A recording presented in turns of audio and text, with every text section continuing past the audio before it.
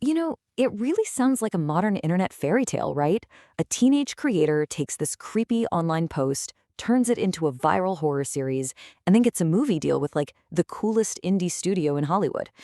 But then nothing, just silence. The project itself becomes as mysterious as the lore it's based on. So what happened? Let's dig into the unresolved case of the A24 Backrooms movie. So this whole thing kicks off with a 4chan post and a seriously talented teenager named Kane Parsons, who you probably know as Kane Pixels. He took this simple, deeply unsettling idea of the backrooms, that endless, humming maze of gross yellow wallpapered offices, and spun it into a found footage series on YouTube that just went nuclear. This felt like the birth of horror's next big thing, for real. And when I say it went nuclear, I am not kidding. His original video, Backrooms Found Footage, has cleared over 50 million views. I mean, think about that. This wasn't just some niche internet creepypasta anymore. It was a full-blown cultural force. It was proof that you don't need a Hollywood budget to absolutely terrify millions of people. So naturally, the rumors started flying. Could this YouTube prodigy actually be working with A24? The studio behind absolute bangers like Hereditary and Everything Everywhere All at Once? The hype was insane. The community was practically begging for it to be true. And then it happened. The rumors were real. Kane Pixels was officially making a Backrooms movie with A24. The entire internet horror world pretty much lost its collective mind. I mean, this wasn't just any movie deal. It felt like the perfect match, a dream team that was basically destined to make something legendary. And right at the heart of it all was Kane Parsons. Get this, he was only 17 years old when the deal was announced, and he was slated to direct the movie himself based on his own creation.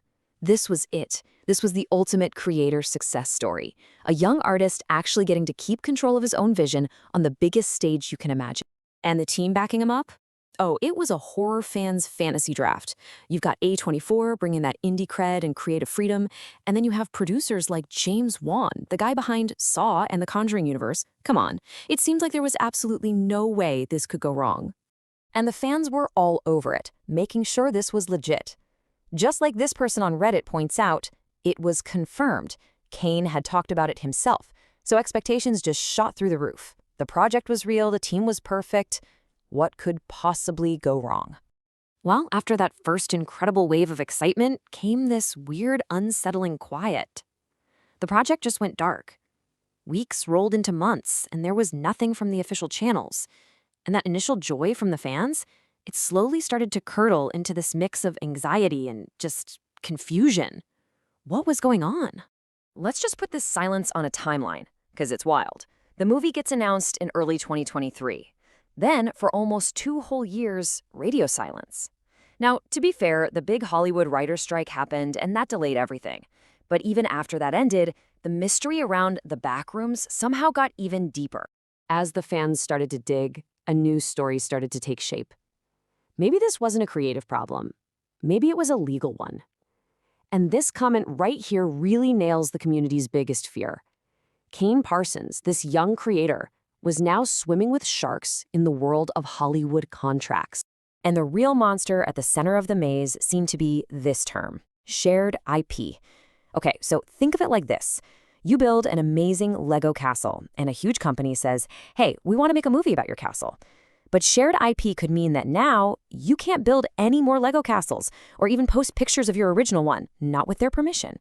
That was the fear, that Kane couldn't even make new YouTube videos in his own universe without getting the green light from the studio.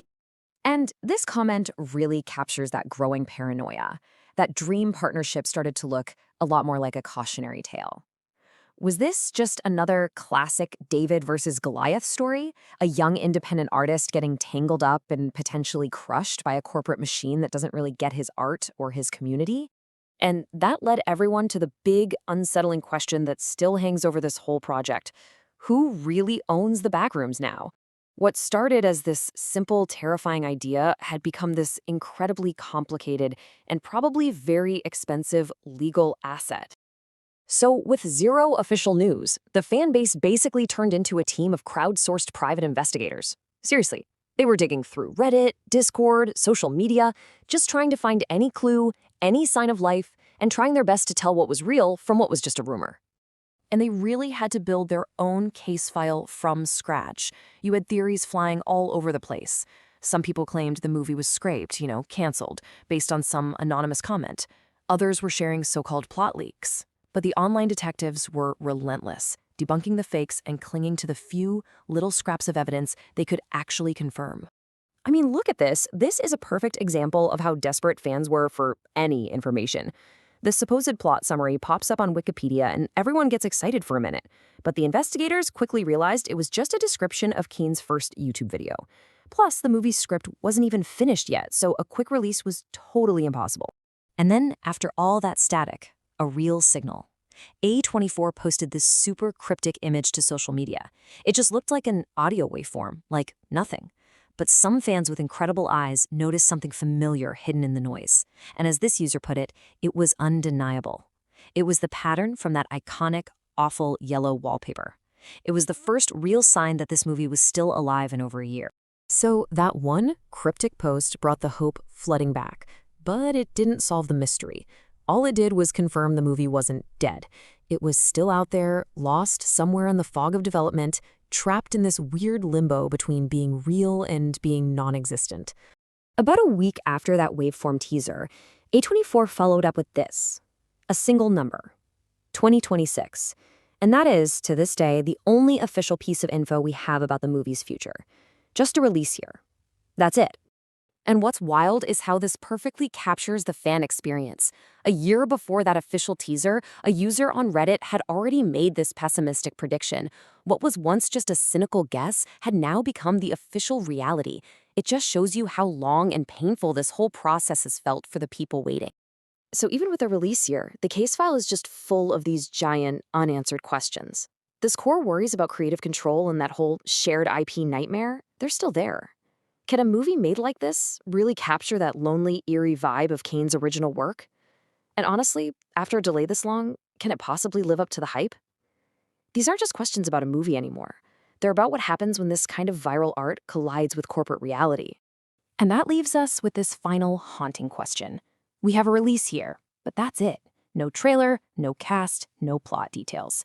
We have a dream team that went completely silent for years. So, is this movie a masterpiece being slowly perfected in the shadows? Or has it already become its own ghost story, another piece of lost media trapped forever in the very same development hell it's supposed to be about? Right now, the case file remains wide open.